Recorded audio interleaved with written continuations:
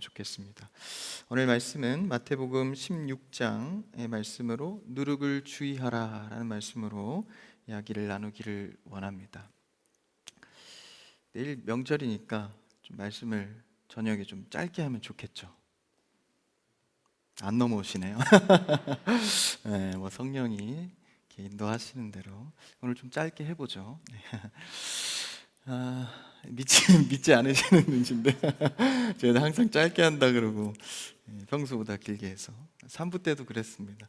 오늘 짧게 하면 좋을 것 같아요. 그래서 1시간이 넘어가지고 감사합니다. 오늘 마태복음 16장의 말씀은 예수님께서 제자들과 함께 대화를 나누는 장면입니다. 그런데 우리가 이 정황을 좀 봐야 할 것이, 이 대화 이전에 예수님께서 칠병이어와 오병이어 두 가지 기적 사건을 베푸셨습니다. 칠병이어 사건은 7광주리를 남겼고, 오병이어 사건도 12바구니를 남겼습니다. 그 두 가지 기적 사건 뒤에 오늘 말씀으로 들어오게 되는 것이죠. 오병이어, 칠병이어 이 두 가지가 다른 사건입니다. 그래서 오병이어가 먼저 이제 행해졌고 그 뒤에 칠병이어 사건이 이뤄졌는데 시기적으로는 몇 달 뒤 차이가 납니다. 그리고 두 가지 이제 기적 뒤에 며칠 뒤 오늘 본문을 만나게 됩니다. 제자들은 예수님의 기적을 체험하였고 또 체험해 가는 중입니다.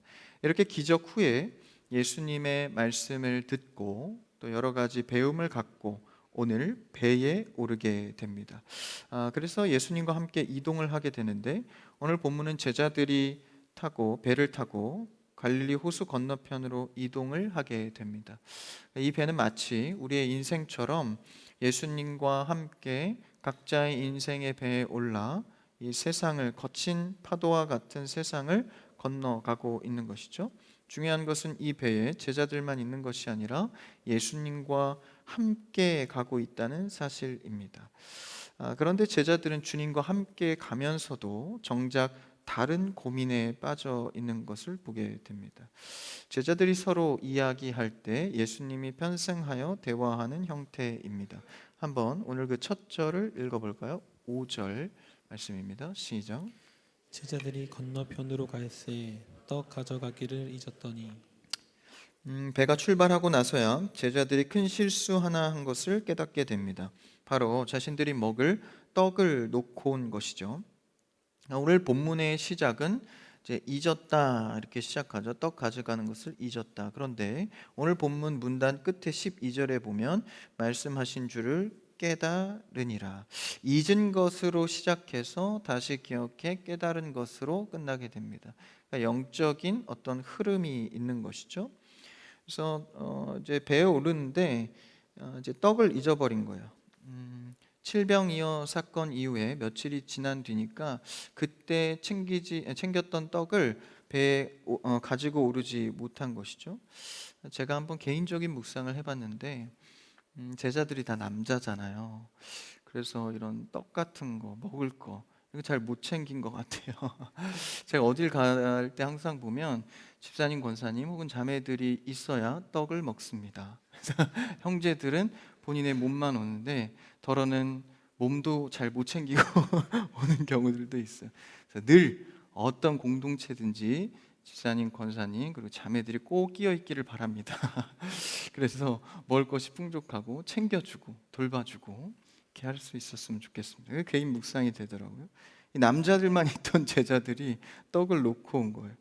그래서 그걸 배에 오르고 나서야 알고 들판의 기적에서 있었던 그 떡을 가져오지 못했습니다. 이것을 볼 때, 뒤에 대화의 정황으로 볼 때 제자들의 머릿속은 온통 이 빈 도시락, 그러니까 먹을 것에 대한 걱정으로 가득 차 있던 것이죠.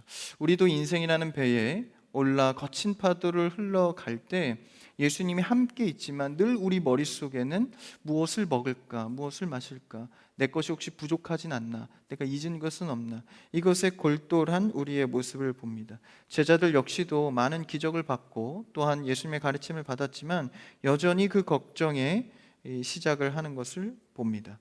그 뒤에 예수님께서 바로 이렇게 말씀하십니다. 6절을 읽어볼까요? 6절 다음 절 시작. 예수께서 이르시되 삼가 바리새인과 사두개인들의 누룩을 주의하라 하시니 떡을 잊었던 그들을 보시면서 예수님은 전혀 다른 이야기를 하십니다. 바리새인과 사두개인들의 누룩을 주의하라. 그러니까 종교 지도자들이 갖고 있던, 여기서 말하는 누룩은 이제 상징성인데, 이 상징성은 생명 없는 종교 행위. 그러니까 껍데기만 있고 그 속에 하나님을 향한 근본의 마음은 없는 상태를 누룩으로 비유하고 있습니다. 예수님은 눈에 보이지 않지만 공동체를 서서히 병들게 하는 외식과 세속주의라는 이런 영적인 독소, 이것을 경계하라고 오늘 예수님께서 이제 6절에 말씀하시죠. 그런데 제자들이 떡을 잊은 것과 그리고 예수님이 누룩을 주의하라는 것이 어떤 상관관계가 있을까요? 이 제자들은 이 먹을 것에 집착하고 생각했던 그 마음을 예수님께서 보시고 아셨던 것입니다. 그래서 너희가 진짜 중요한 것은 먹을 것, 떡에 집착하는 것이 아니라 그러니까 근본적인 것, 바리새인과 사두개인들과 같이 똑같이 하지 말고 외식을 중요시 생각하는 이 누룩을 주의하라. 그것에 집착하지 말고 진짜 근본적인 것에 서라라는 이야기를 하고 있는 것이죠. 그래서 이런 말씀을 하시는 것을 듣고 제자들이 또 이렇게 말합니다. 한번 7절 그 다음 절 읽어볼까요? 시작. 제자들이 서로 논의하여 이르되 우리가 떡을 가져오지 아니하였도다 하거늘 제자들이 어떻게 하죠? 서로 논의합니다. 여기서 논의를 했다는 것은 꽤나 이제 생각을 많이 했다는 것이죠. 자기들끼리 서로 이야기한 겁니다. 열심히 이야기하고, 야, 예수님이 또 누룩을 주의하라 했는데 누룩은 빵 아니냐? 유대인들이 누룩하면 당연히 연결되는 이것이 바로 빵입니다. 빵이 이제 이 효소인 누룩이 들어가서 이렇게 잘 발효가 돼야 되기 때문에, 그래서 당시의 제자들은 떡의 문제에 갇혀서 계속 생각하니까 이 비유의 상징성으로 말한 누룩을 듣고 자기들의 생각에 접목해서 누룩이니까 떡의 문제. 그러면서 뭐라고 합니까? 7절에 우리가 떡을 가져야지 아니하였도다라는 이야기를 또 하게 됩니다. 그러니까 그들의 생각 속에 사로잡혀 있는 것을 통해서 예수님의 말씀을 마음대로 접목시킨 것이죠. 우리도 그럴 때가 많습니다. 하나님의 오리지널 미닝, 오리지널 의미를 상실한 채 내가 원하는 대로만 취하는 것이죠. 떡의 문제에 갇혀 있는 자들의 특징입니다. 그래서 아무리 좋은 설교, 아무리 좋은 해석을 한다 할지라도 자신이 집중하고 취하고자 하는 것만 취하면 전혀 다른 말씀이 되는 것이죠. 칠병이어의 떡, 제자들은 그 떡에 집중하면서 이 떡의 문제를 계속 생각하며 논하고 있는 것이죠. 예수님이 외식적인 태도를 조심하라 했는데 전혀 다른 이해와 대화를 하고 있습니다. 예수님께서 오병이어와 칠병이어 둘 다 마찬가지로 그것을 베푸시면서 이 의미를 무엇으로 가르쳤습니까? 바로 생명의 참떡을 알려주셨습니다. 떡은 한번 먹고 또 시간이 지나면 배가 고프지만 하늘에서 온 생명의 떡 그리스도를 먹으면 영원히 줄이지 않는다. 이것을 오병이어를 통해서 알려주신 것이죠. 계속 불어나는 떡, 마르지 않는 떡. 그래서 이 상징으로 그리스도를 먹어라, 이런 의미를 갖는 것입니다. 근데 그 현장에도 있었고 가르침도 받았지만 제자들은 예수님과 전혀 다른 이해를 갖고 있었죠. 동상이몽입니다. 같이 있지만 다른 생각을 하고 있는 것이죠.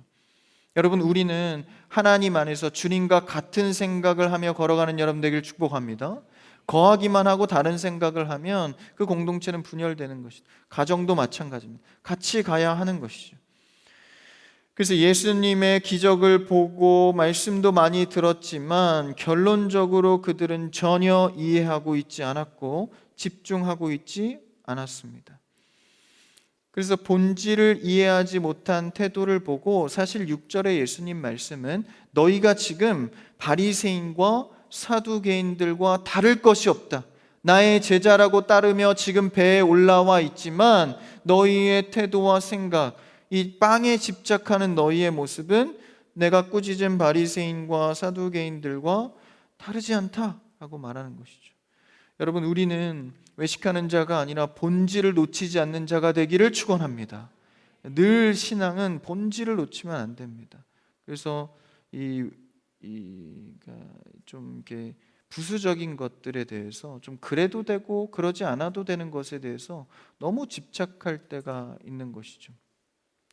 어떤 한 비누 공장에서 이 비누를 생산하고 이제 이 케이스에 담겨져서 이제 수출을 한 거예요. 그런데 그 비누가 이렇게 케이스에 담길 때 이제 기계상 오류가 나서 이제 케이스 안에 비누가 안 담기고 이렇게 납품이 된 경우들이 자꾸 생기는 겁니다.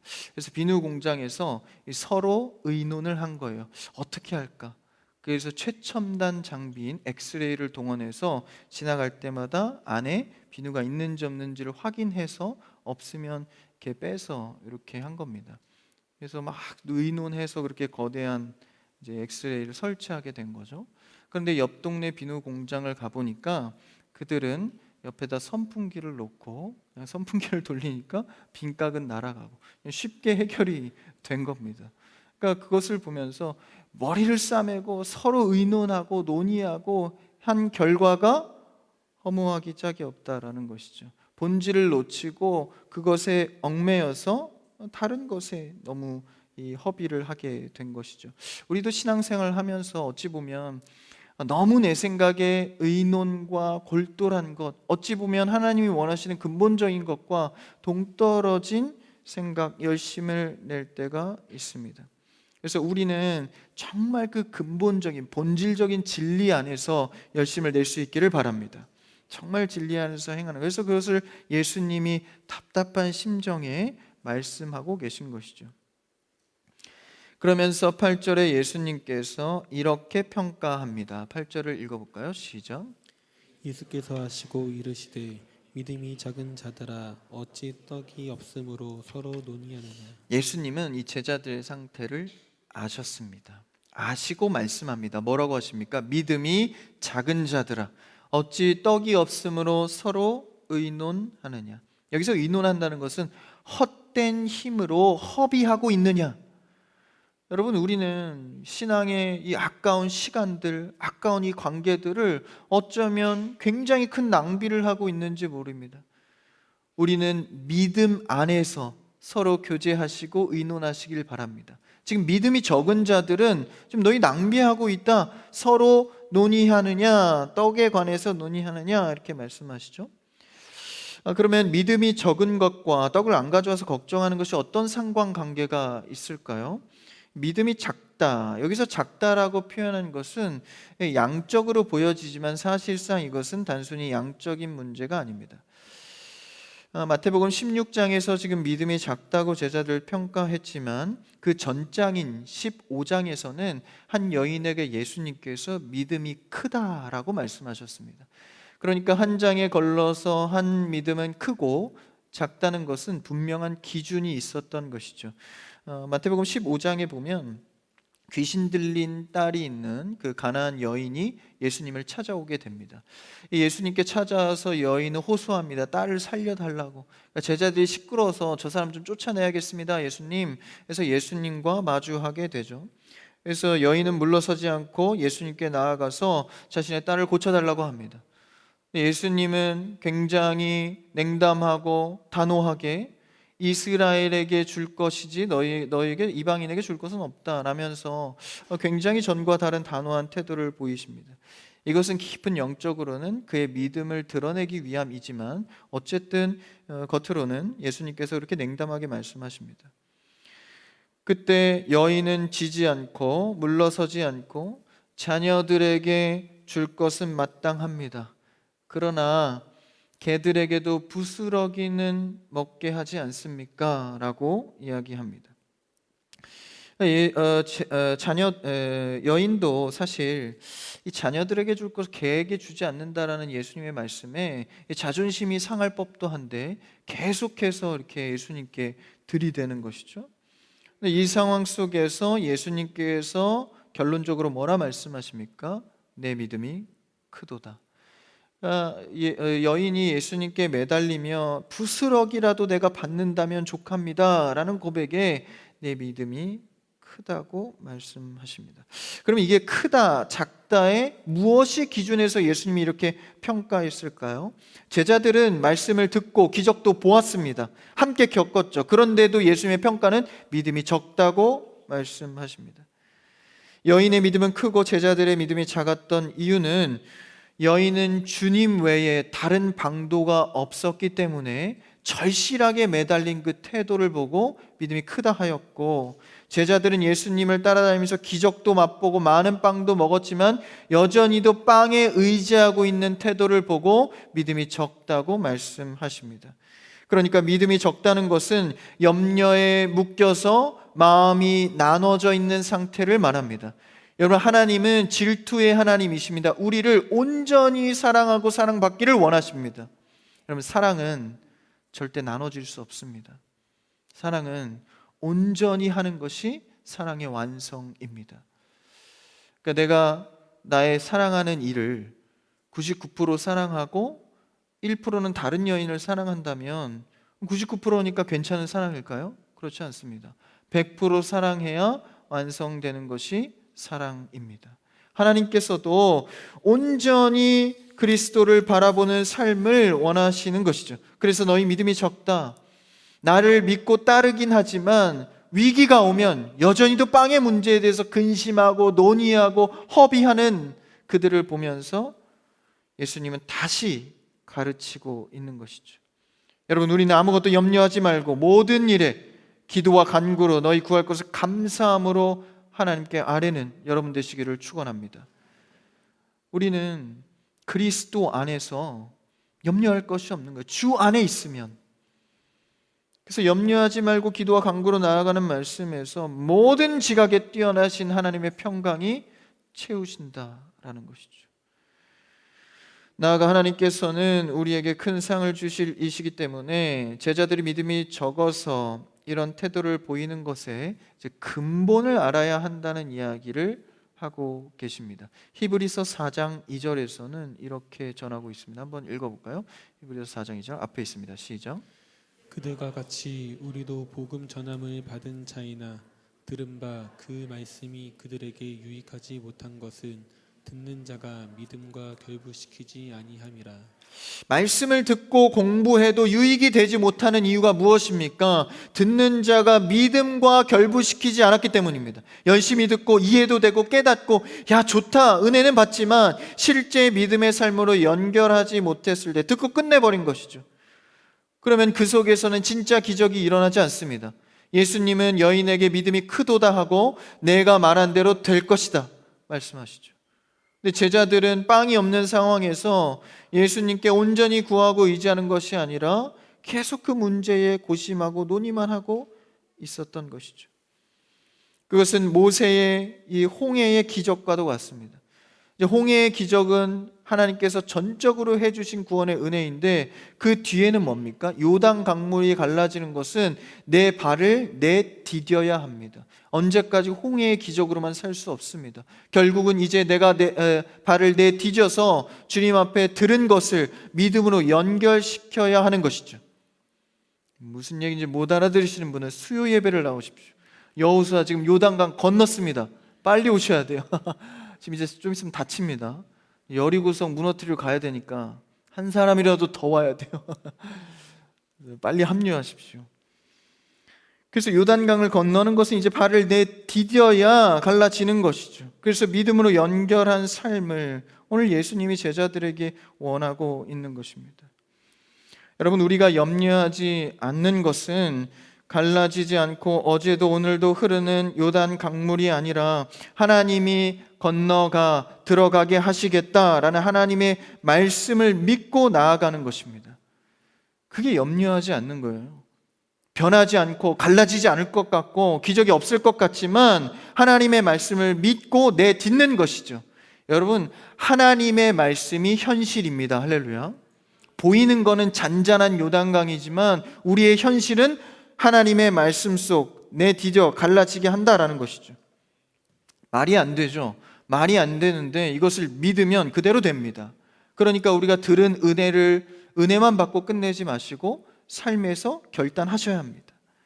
오늘 2부 예배 때도 담임 목사님께서 정말 오늘을 충성되이 살아가는 그 은혜, 여러분 우리도 정말 하루하루 은혜로 살아갈 수 있기를 바랍니다. 설 명절도요, 월요일 되면 야 오늘만 산다 마음껏 쉬시고, 또 내일 되면 또 오늘만 3일 쉬시고, 그렇게 평안하게 쉬시길 바래요. 말이 안 되는데 그것을 믿는 거예요. 왜냐하면 하나님께서 약속해 주셨으니까. 여러분, 우리는 보이는 것이 현실이 아니고 보이지 않는 하나님의 역사가 현실인 줄 믿습니다. 보이지 않는 것을 믿으니까 얼마나 우리 수준 있는 사람들이에요. 근데 덜컥 그것을 믿다가 어느 날 그것이 이루어지는 것을 보고, 야 내가 진짜구나, 야 하나님의 사람이 진짜구나를 깨닫게 되는 것이죠. 누군가 말하길 말씀은 교회 안에서 통용되는 것이지 은혜 받는 거 좋습니다. 근데 현실에서는 현실에 문제가 또 있는 것이죠. 그래도 보이는 것에 어느 정도 우리가 힘을 쏟아야 되지 않겠습니까? 여러분, 아닙니다. 우리는 보이지 않는 하나님이 현실입니다. 그래서 우리 크리스천 교회는요, 떡을 가져왔든 놓고 왔든 요단강이든 홍해든 하나님이 동행하시는 언약으로 승리하는 여러분 되기를 축복합니다. 그러니까 내가 무엇을 할지, 어디를 갈지, 내가 가는 곳에 하나님이 계시면 승리하는 겁니다. 그러니까 자꾸 물어보지 마세요. 이걸 선택할까 저걸 선택할까. 예전에 제가 보니까 담임 목사님께 누가 전화 와서 직장 2개가 됐는데 어디로 갈까요 목사님?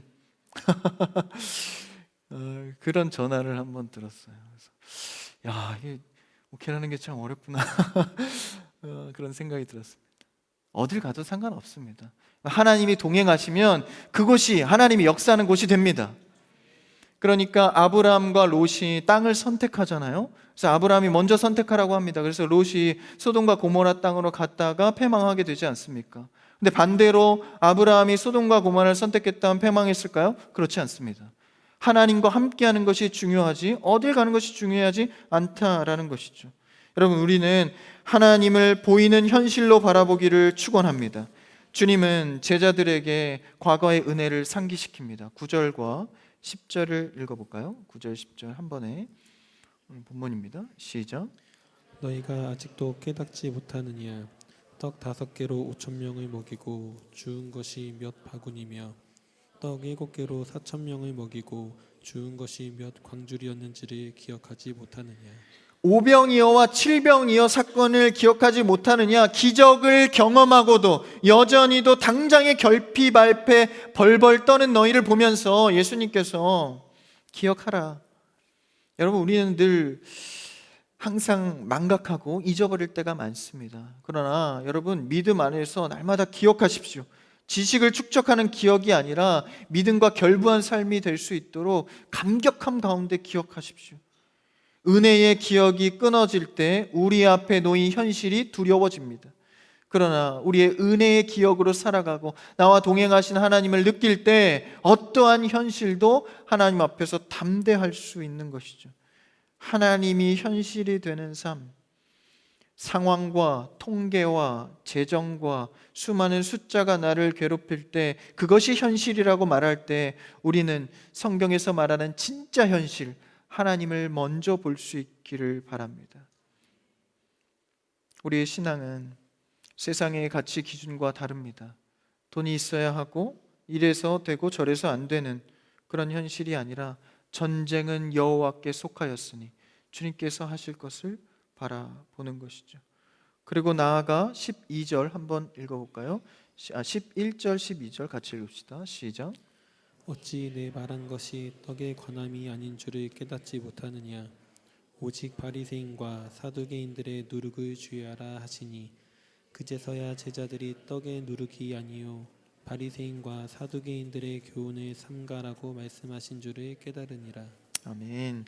앞에서 잊었던 그리고 떡에 집중하고 논의했던 그들이 예수님께서 다시 상기시켜 주시고, 할렐루야, 다시 말씀해 주시고, 심지어 12절에는 그냥 11절엔 주회까지, 앞에서 그냥 누룩이라고는 했지만 그게 이거다라고 주회까지 해주시면서 계속 재촉하십니다. 그래서 결국 그들은 그 말씀을 깨닫게 되는 것이죠. 여러분, 우리는 예수님의 재촉의 말씀을 따라 순종하고 깨달아지는 여러분 되기를 축원합니다. 그래서 예수님과 가까이 붙어 그의 말씀을 날마다 기억하고 살아가기를 원하는 것이죠. 여러분, 우리는 하나님 앞에서 살아가는 자들입니다. 현실의 벽이 높고 요단강 홍해가 갈라지지 않을 것 같아도 우리의 현실은 하나님 말씀 안에 들어 있습니다. 그래서 믿고 보이지 않아도 뚜벅뚜벅 갈 때 하나님께서 일하실 줄 믿습니다. 우리를 두렵게 하는 것이 무엇입니까? 빈 도시락입니까? 아니면 앞에 가로막힌 요단강입니까? 여러분, 현실을 보이는 대로 보지 마십시오. 당장 급하다고 현실을 택하지 마십시오. 하나님을 바라보고 확실한 현실, 하나님께 붙들리는 여러분 되기를 축원합니다. 아버지가 일하기 시작하면 자녀들은 그 꼴을 먹게 되는 것이죠. 아버지가 기적을 행하시면 그대로 받게 됩니다. 아버지와 자녀의 관계인 우리는 하나님께서 행하실 것을 바라보면서 나아갑니다. 세상의 통계와 계산은 아무런 힘이 되지 않습니다. 하나님을 현실로 삼아 담대하게 인생의 바다를 건너가는, 예수님과 함께 걸어가는 여러분이 되시기를 주님의 이름으로 축원합니다. 괜찮죠? 길지 않죠? 설 연휴 명절에 여러분 주님이 주신 참 평안이 있기를 바랍니다.